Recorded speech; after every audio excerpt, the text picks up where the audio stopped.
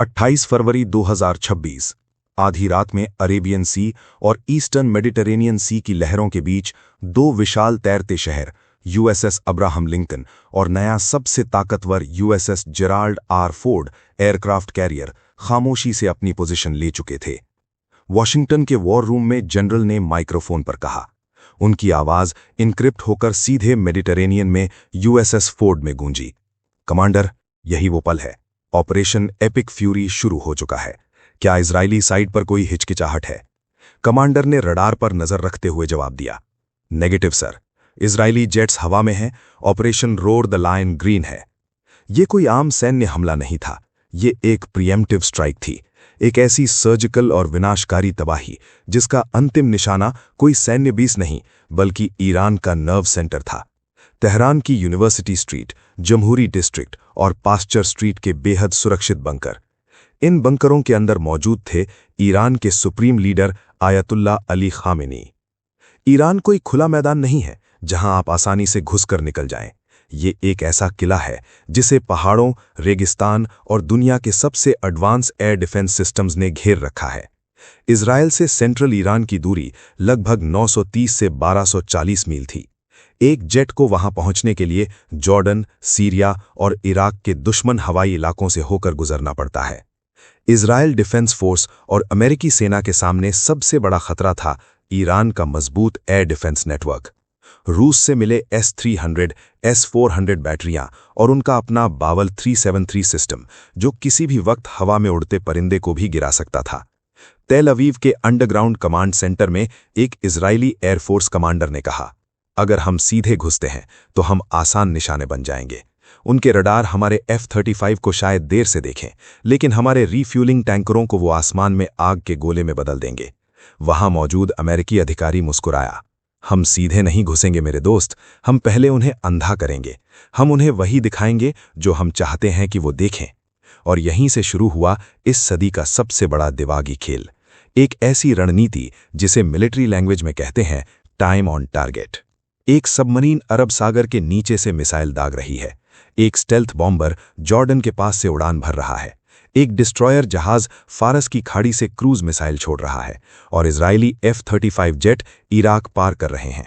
हर हथियार अलग गति से चल रहा है, अलग दूरी तय कर रहा है, लेकिन सबकी कैलकुलेशन इतनी सटीक की गई थी कि अमेरिकी क्रूज मिसाइलें और इजरायली जेट्स के गाइडेड बम एक ही सेकंड में, एक ही पल में कर्ज, कोम, किरमान शाह और इस्फहान पर गिरे।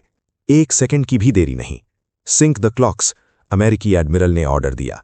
इसके बाद अर्ली बर्ग क्लास डिस्ट्रॉयर जैसे यूएसएस थॉमस हडनर के वर्टिकल लॉन्च सिस्टम खुल गए। आसमान में आग की लपटें उठीं और दर्जनों टॉम हॉक लैंड अटैक मिसाइलें सब सोनिक गति से हवा में तैरने लगीं। ये मिसाइलें जमीन से इतनी सटकर उड़ रही थीं कि रडार के होराइजन के नीचे ही छुपी रहीं। जैसे ही मिसाइलें और जेट्स सीमा के करीब पहुंचे, तेहरान के एक अंडरग्राउंड रडार इंस्टॉलेशन में एक ईरानी ऑपरेटर की आंखें फटी की फटी रह गईं।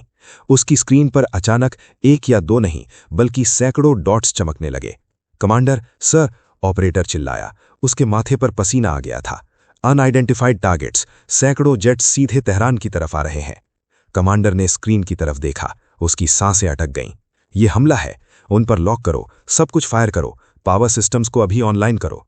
लेकिन उन्हें ये नहीं पता था कि वो हवा में तीर चला रहे थे। अमेरिकी फोर्सेस ने स्पेस सैटेलाइट्स और इलेक्ट्रॉनिक वॉरफेयर प्लेन्स के जरिए झूठा डेटा डाल दिया था, और जो सैकड़ों जेट्स उन्हें स्क्रीन पर दिख रहे थे वो असली फाइटर प्लेन थे ही नहीं। वो थे छोटे डिकॉय ड्रोन जो रडार पर एक बड़े F-15 या F-16 स्क्वाड्रन की तरह दिखाई देते हैं। जैसे ही ईरानी एयर डिफेंस ने अपने सिस्टम ऑन किए और उन डिकॉय पर मिसाइलें दागीं, उन्होंने अपनी लोकेशन खुद जाहिर कर दी। शिकारी अब शिकार बन चुका था। आसमान से 5th जनरेशन के स्टेल्थ फाइटर्स, अमेरिकी और इजरायली F-35 और F-22 रैप्टर, जो अब तक बिल्कुल अदृश्य थे, उन्होंने अपने एंटी रेडिएशन मिसाइलें दाग दी। अगले ही पल पूरा ईरानी एयर डिफेंस नेटवर्क बुरी तरह ध्वस्त हो चुका था। ये हमला 3 अलग-अलग लहरों में तैयार किया गया था, ऐसी सटीकता जिसे दुनिया देखती रह जाए। सबसे पहले इलाम, खुजिस्तान और तेहरान के आसपास के सतह से हवा में मार करने वाले मिसाइल ठिकानों और रडार इंस्टॉलेशन को राख में मिला दिया गया। टॉमहॉक मिसाइलों ने S-300 और S-400 बैटरियों को उड़ा दिया ताकि आने वाले पायलटों के लिए सुरक्षित रास्ता बन सके। अब एंट्री हुई बॉम्ब ट्रक्स की। यूएई और जॉर्डन के बेस से F-15E स्ट्राइक ईगल हवा को चीरते हुए अंदर घुसे। जैसे ही A-15 के एसआर रडार ने पहाड़ियों के बीच छिपे मोबाइल मिसाइल काफिलों को पकड़ा, सटीक बम बारिश की तरह गिरने लगे। किरमानशाह के लॉन्च साइट सक्रिय होने से पहले ही धुएं में बदल चुके थे। फॉक्स 3 टारगेट डिस्ट्रॉयड, एक अमेरिकी पायलट ने अपने रेडियो पर कहा। उनके जेट हवा में ही टैंकर प्लेन्स के पास लौटते, हजारों पाउंड जेट फ्यूल लेते और फिर से हमला करने निकल पड़ते। अब वक्त था सबसे खतरनाक हथियार का, अमेरिकी एयरफोर्स के silver bullets, B-2 spirit bombers. इनका निशाना थे डीप अंडरग्राउंड न्यूक्लियर फैसिलिटीज और high value military industries. Isfahan, जो ईरान के न्यूक्लियर और ड्रोन प्रोग्राम का मुख्य केंद्र था और कर्ज के इंडस्ट्रियल और एरोस्पेस हब के टुकड़े टुकड़े हो गए। B-2 बॉम्बर्स ने अपने भारी बम गिराकर उन अंडरग्राउंड बंकरों को भी हिला दिया जिन्हें दुनिया के सबसे सुरक्षित इलाके माना जाता था। और इस सब के बीच अरब सागर से हर 30 सेकंड में एक नया जेट लॉन्च हो रहा था। E-2 हॉकआय हवा में घूमकर इन सैकड़ों जेट्स का ट्रैफिक संभाल रहे थे। आसमान राख से भरा था। तेहरान और इस्फहान की सड़कों पर सिर्फ सायरनों की आवाजें गूंज रही थीं। USS फोर्ड पर खड़े कमांडर को एक संदेश मिला।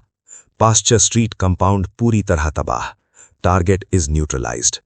कमांड सेंटर में खुशी की लहर दौड़ गई। उन्होंने वो कर दिखाया था जिसे नामुमकिन माना जाता था। लेकिन इसका सबसे बड़ा और ऑफिशियल कंफर्मेशन 1 मार्च की सुबह मिली। ईरानी सरकारी टीवी का नॉर्मल ब्रॉडकास्ट अचानक रुक गया। स्क्रीन पर कुरान की आयतें चलने लगीं और एक न्यूज एंकर जिसके चेहरे पर गहरा दुख था, उसने वो खबर सुनाई जिसने पूरी दुनिया को हिला दिया। ईरान के सुप्रीम लीडर शहीद हो चुके हैं। खबर पक्की थी। 86 वर्षीय आयतुल्ला अली खामेनेई, जिन्होंने लगभग 37 साल तक ईरान पर सख्त पकड़ के साथ शासन किया था, वो अपने ऑफिस कंपाउंड में मारे गए थे। खामेनेई की मौत की पुष्टि होते ही ईरान ने बदले की आग में अपने सबसे भयानक हथियार निकाल लिए। ईरान के पास हथियारों की कोई कमी नहीं थी।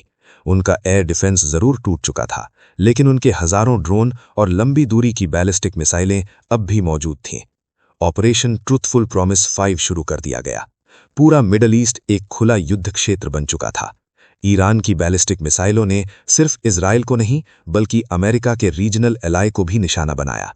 यूएई के अल धाफरा एयरबेस पर मिसाइलें गिरीं। बहरीन में मौजूद अमेरिकी नौसेना के हेडक्वार्टर को सीधे निशाना बनाया गया। कतर और कुवैत के आसमान में आग के गोले फट रहे थे और वहां के एयर स्पेसेस पूरी तरह बंद कर दिए गए थे। इजराइल की तरफ देखें तो हालात और भी गंभीर थे। तेल अवीव और यरूशलेम के ऊपर सायरन बज रहे थे। आयरन डोम, डेविड स्लिंग और एरो 3 सिस्टम लगातार आसमान में मिसाइलें दाग रहे। इजराइल के प्रधानमंत्री बेंजामिन नेतन्याहू लाइव आए और कहा, इजराइल के नागरिकों और दुनिया भर में हमारे दुश्मनों, आज हमने अपना वादा पूरा किया है। ऑपरेशन रोर द लायन सिर्फ एक मिलिट्री हमला नहीं था, ये एक ऐलान था। आयतुल्ला अली खामेनेई, जो पिछले कई दशकों से इजराइल को नक्शे से मिटाने की कस्में खाता था, आज उसका आतंक का साम्राज्य मिट्टी में मिल चुका है। इसके तुरंत बाद अमेरिकी राष्ट्रपति डोनाल्ड ट्रंप ने भी दुनिया को एड्रेस करते हुए कहा, मेरे प्यारे अमेरिकियों, कल रात यूनाइटेड स्टेट्स मिलिट्री ने दुनिया के number 1 state sponsor of terror को हमेशा के लिए खत्म कर दिया है। आयतुल्ला अली खामेनेई अब जिंदा नहीं है। उसने हमारे ठिकानों पर हमले का प्लान बनाई, उसने मिडिल ईस्ट में हमारे एलाई को धमकाया, लेकिन वो अमेरिका की बेमिसाल ताकत और हमारी सटीक खुफिया जानकारी से बच नहीं पाया। हमने उसके बंकर को एक ही झटके में राख के ढेर में बदल दिया। दोस्तों, 28 फरवरी 2026 की इस रात ने मिडिल ईस्ट की जियोपॉलिटिकल चेस बोर्ड को हमेशा के लिए बदल दिया। टाइम ऑन टारगेट की उस घातक मैथमेटिकल प्रिसिजन से लेकर डिकॉय ड्रोन के छल तक, अमेरिका और इजराइल ने अपनी मिलिट्री सुपीरियॉरिटी का ऐसा प्रदर्शन किया जिसे आने वाले दशकों तक सैन्य अकेडमियों में पढ़ाया जाएगा। दोस्तों, वीडियो पसंद आया हो तो वीडियो को लाइक जरूर करें और ऐसे ही और वीडियोस देखने के लिए हमारे चैनल को भी सब्सक्राइब करें। तब तक के लिए जय हिंद, जय भारत।